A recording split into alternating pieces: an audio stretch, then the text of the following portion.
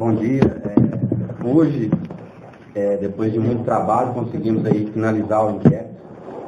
Todos os vereadores tiveram prisão temporária decretada, foram indiciados nos crimes de corrupção ativa, corrupção passiva e organização criminosa. E agora o trabalho da Polícia Civil se encerra por aqui e agora vamos remeter a investigação para o Ministério Público para que agora seja feita a justiça. O Ministério Público agora vai provavelmente oferecer denúncia e a ação penal vai se iniciar aí. Quantos indiciados no total, doutor? São 7 indiciados. Doutor, o que foi descoberto de mais relevante durante essas investigações? Ficou bem caracterizado aí o crime de corrupção ativa por parte de Miguel Júnior e vereador Cachoeira, que foram os que coordenaram essa corrupção dentro da Câmara. E os demais vereadores estão sendo indiciados por corrupção passiva, que é receber ou solicitar qualquer tipo de vantagem para praticar de ofício dentro da Câmara Municipal. Gostaria que os senhores esclarecessem qual o benefício cada um dos vereadores indiciados receberam em troca desse apoio político. Vamos lá. Primeiro, vereador Sargento Hamilton, seria a solicitação dos R$10.000 restantes que teria ainda faltado da propina que ele confessou ter recebido no valor total de 20. Então essa solicitação a mais, ela caracteriza por si só o crime de corrupção passiva. Não há necessidade do recebimento do valor. O vereador Zé Domingos, em 2 situações, ele foi indiciado por 2 vezes a prática de crime de corrupção passiva, com relação ao que o Miguel Júnior informou, uma espécie de mesada no valor de R$1.600 que passou para ele por pelo menos 4 oportunidades, e também com o benefício de ter sido blindado aí as suas investigações sobre a sua secretaria, enquanto ele exerceu a função de secretário municipal. A questão do vereador Marcílio, assim como relatado e comprovado em escutas telefônicas, o Miguel Júnior teria pago aí 2 parcelas de R$1.000 de um empréstimo que ele fez em nome do vereador Cachoeira. O vereador Juninho da farmácia ficou comprovado por depoimentos e também por escutas telefônicas de que recebeu aí por aproximadamente 1 ano o valor de R$1.700 mensais para passar esse valor com um primo dele que sequer trabalhava para receber esse valor. E o vereador Eustáquio, que teria confessado também, chegou a renunciar ao recebimento de propina no valor de R$15.000. O que a polícia vai pedir em termos de prisão, enfim, para esses envolvidos? Não, a polícia está concluindo inquéritos sem entender haver necessidade de representação pela prisão preventiva. O que há aqui é o indiciamento em todos por crime de organização criminosa, formaram uma organização ali voltada à prática de crimes dentro da Câmara Municipal, inclusive que teve reflexo em várias entidades na cidade, em vários casos que estão sendo investigados. Por corrupção ativa, por 5 vezes, o Miguel Júnior está sendo indiciado como sendo autor.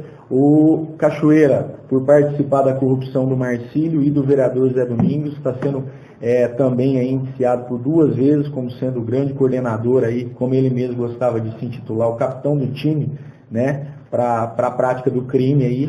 E os demais vereadores por corrupção passiva, à exceção também do José Domingos, que está sendo indiciado por corrupção passiva por 2 vezes, pela questão do recebimento da espécie de mesada e pela questão da vantagem de ter sido blindado em sua secretaria. As provas são contundentes? A Polícia Civil não tem dúvida, formou a opinião dela embasada em fortes depoimentos, em afirmações do próprio líder, chefe da organização, que seria o Miguel Júnior, todas comprovadas por escutas telefônicas aí realizadas à época do concurso da Câmara Municipal. Em relação a essas escutas, doutor César, quantas horas realmente foram de escutas telefônicas? Dessas horas, quantas realmente interessam à Polícia Civil e o que pôde se apurar dessas gravações? Olha só, a Polícia Civil está encaminhando agora para o Judiciário tanto as 72 horas utilizadas na investigação como as 400 horas utilizadas como um todo. Dentre elas, um caso que causou muita repercussão aí na cidade, e eu falo repercussão diante da covardia de algumas pessoas que propagaram de forma indevida, escutas envolvendo o chefe do Poder Executivo Municipal, No relatório, a Polícia Civil destaca essas conversas que o prefeito teve e faz o papel dela de opinar pelo encaminhamento, assim entendendo o Judiciário e o Ministério Público, ao Tribunal de Justiça para autorizar ou não a investigação sobre o prefeito municipal. Esse é o papel da Polícia Civil, isso é o papel que tanto advogado como pessoas que se intitulam como repórter sabiam que era da Polícia Civil e propagaram de forma covarde, dizendo que a Polícia Civil estava escondendo provas e prevaricando em favor de autoridades. Então essas pessoas também estão sendo investigadas em outro inquérito policial por estarem ofendendo a honra de autoridades da cidade, pessoas que têm trabalhado aí diuturnamente no combate à corrupção. Essas pessoas que vazaram essas escutas, a polícia já chegou a elas, foram ouvidas? Olha só, não há, a partir do momento que você dá acesso à defesa e assim, perde-se o controle. Essas escutas ficaram sigilosas por aproximadamente 1 ano. A gente sabe que é normal e é necessário, inclusive, uma vez concluído o inquérito, uma vez não sendo mais necessário para a investigação, que a população saiba o teor de escutas, aí, principalmente de representantes do povo. Então, assim, a gente não vê essa questão do vazamento em si como algo prejudicial. O que a gente vê é a forma de propagar isso, né? A gente tem visto aí imprensa séria, pessoas propagando de forma séria o conteúdo dos autos, mas tem visto, por outro lado, aí, pessoas utilizando isso para praticarem crime, e isso a gente não vai admitir. Doutora, o senhor disse que, em uma das entrevistas com toda a imprensa, em qual temos gravado, que o buraco era muito fundo. O Jornal da Cidade de Araxá e Região quer saber, conhecemos a competência do senhor, junto com o Judiciário, o Ministério Público, e a imprensa confia no trabalho, e não no retardamento das investigações, por isso o Jornal da Cidade está aqui. Responde para nós de Araxá e Região, que acompanhamos e confiamos nos senhores. O buraco ainda continua fundo? O buraco é cada vez mais fundo. Infelizmente, toda vez que se tem um tempo aqui, agora, recentemente, essa semana, a gente foi cumprir busca e apreensões no caso da Coafa, e numa análise superficial dos documentos se vê que os desvios são mais patentes, são mais consistentes ainda do que se imaginava. Infelizmente, toda essa compra, essa organização criminosa que se formou na Câmara Municipal, ela teve reflexo em vários casos aí de desvios de dinheiro de entidades. Doutor, voltando para a questão das escutas, só 2 escutas envolvendo o chefe do Executivo Municipal vazaram. E realmente ele só está presente nessas 2 escutas, dentre essas 72 horas? Para o que interessou a investigação, são essas 2 que foram selecionadas, tá? O restante das horas, aí mais de 330 horas que não foram selecionadas pela Polícia Civil, são conversas de cunho particular, ou que em momento algum interessou a investigação na visão da Polícia Civil, entendeu? Cabe, se alguém quiser, tem interesse disso aí, da defesa, analisar as horas e, se tiver alguma coisa mais interessante, apresentar como forma de defesa dos investigados que foram indiciados. Doutor, o senhor disse que a Polícia Civil vai opinar a respeito, dentro desse indiciamento, a Polícia Civil vai opinar a respeito da participação do prefeito Araceli nesses casos de compra de apoio político na Câmara Municipal. Qual é a opinião da Polícia Civil? Olha só, a Polícia Civil não está opinando que o prefeito participou de algo. A Polícia Civil selecionou áudios, selecionou informações e está encaminhando a quem de direito para dizer se há elementos ou não. Eu não sou competente, constitucionalmente falando, para dizer se ele praticou ou não algum crime. Quem é competente para autorizar a investigação é o Tribunal de Justiça do Estado de Minas Gerais e vai ser oficiado nesse sentido. A partir do momento que o tribunal dizer há indícios de crime, a polícia, uma vez sendo autorizada, vai proceder às investigações de prazo. Fora disso, a gente não pode sequer adentrar no mérito da questão, porque nós não somos competentes para isso. A polícia transcreveu essas gravações e é possível a imprensa ter acesso ao conteúdo das 72 horas? Esse inquérito policial está indo com uma única peça faltante. São muitas horas a serem degravadas. Há 40 dias, um único policial tem trabalhado em horário de expediente fazendo as degravações. A gente conseguiu degravar de 4 a 5 dias apenas, de 15 dias de degravação. A gente está encaminhando esse inquérito para mostrar, primeiro, que a polícia não está aqui para ocultar nada. Segundo, que a sociedade clama por agilidade e a gente tem primado pela agilidade. Terceiro, principalmente, para que a Câmara Municipal se manifeste a respeito desses vereadores no que toca a processo de cassação. Porque tenho escutado demais que sem o inquérito policial, sem a denúncia no Ministério Público, nada pode ser feito. Então está aqui o trabalho da polícia apresentado e na medida do processo penal aí, sendo uma vez concretizadas escutas diariamente, as transcrições serão encaminhadas para o juízo criminal antes das alegações finais aí, do encerramento do processo, todas estarão transcritas. No caso da Santa Casa, nós tivemos a questão do vereador Pezão, que foi indiciado pela Polícia Civil, mas não foi para o Ministério Público. Nesse caso de conta de apoio político, a Polícia Civil tem algum caso que possa ser semelhante ao Pezão? Como eu disse, há casos onde a prova é mais consistente.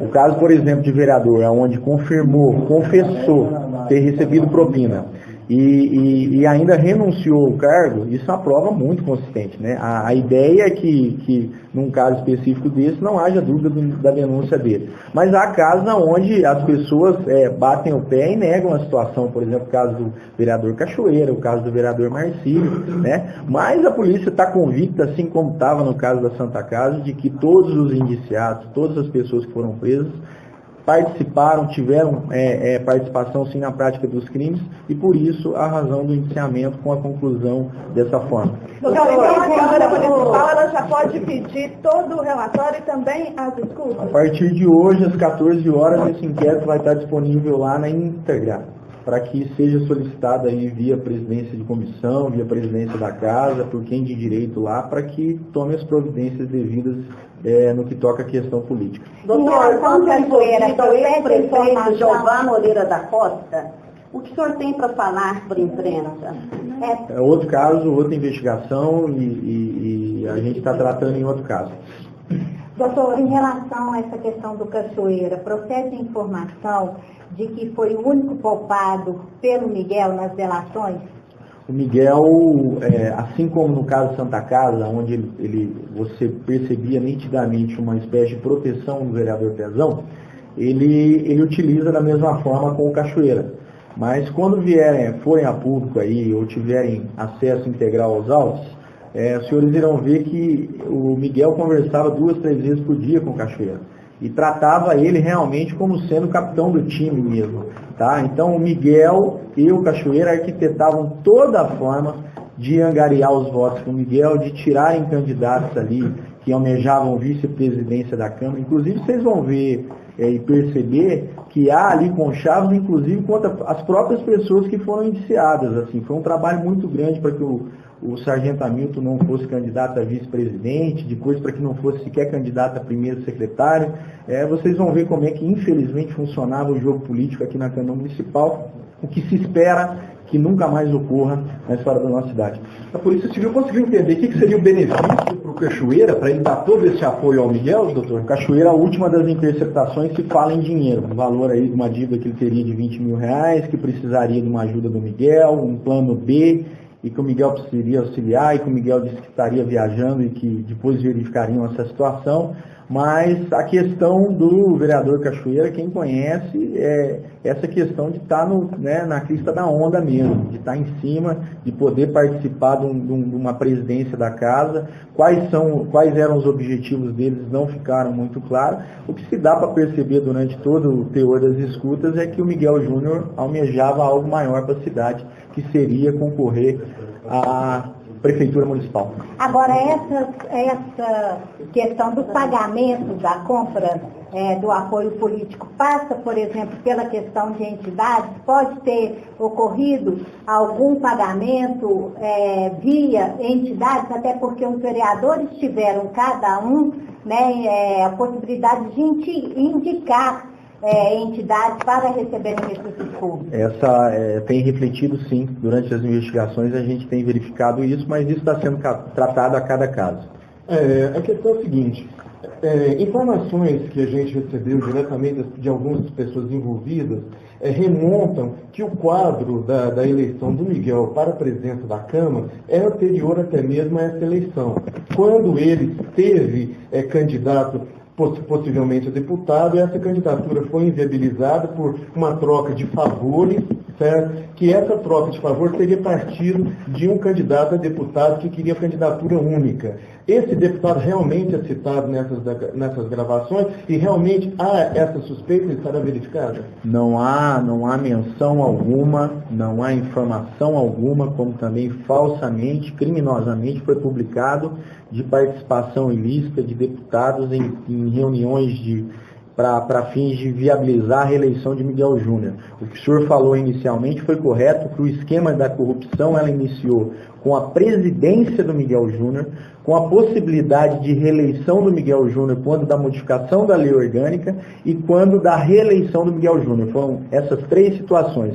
Não há participação alguma, não há indício algum que ligue qualquer parlamentar a nível estadual nas eleições da Câmara Municipal de Araxá.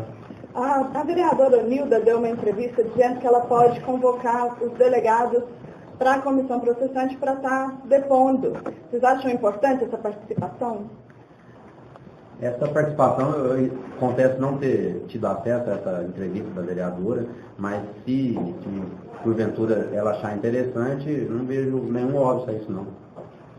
O doutor César mencionou sobre o COAF, e há outras entidades com inquérito aberto, a APAI e a Associação dos Aposentados Pensionistas de Araxá.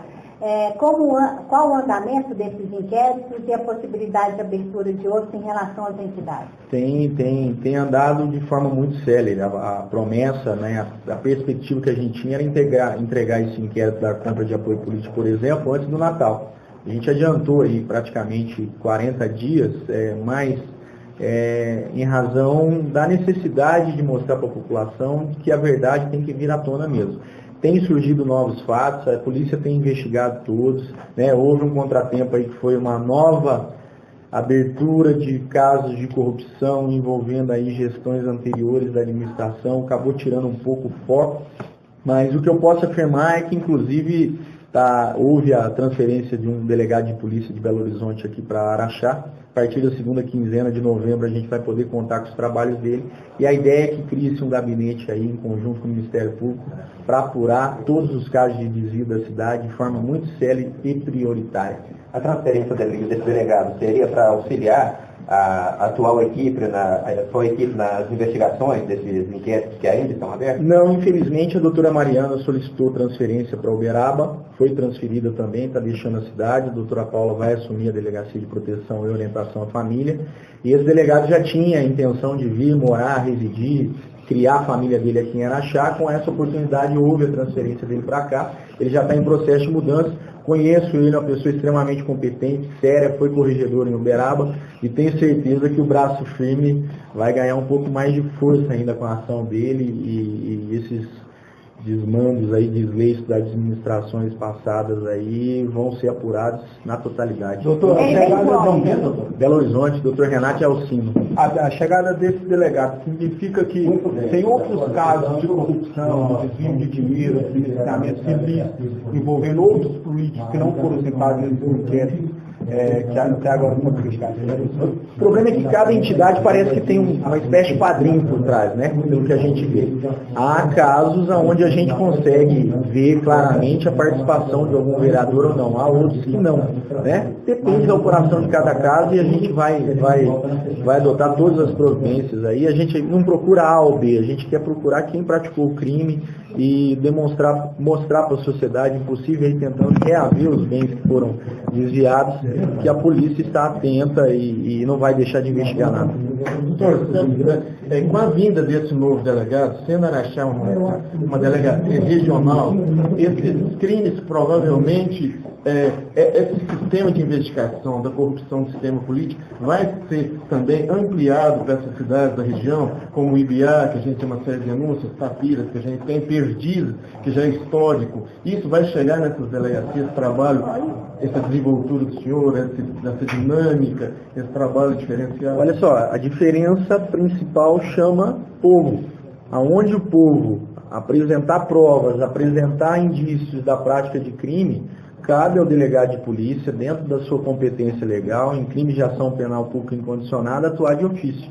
Logo, a gente vai trabalhar em qualquer caso. Pode sim ser formada uma espécie de gabinete que atenda aí a regional inteira no combate à corrupção. A gente não descarta isso não. Dependeria de autorização da chefia de polícia e teria que demonstrar aí uma organização sistemática, né, envolvendo todas as cidades. Mas é uma ideia boa, quem sabe.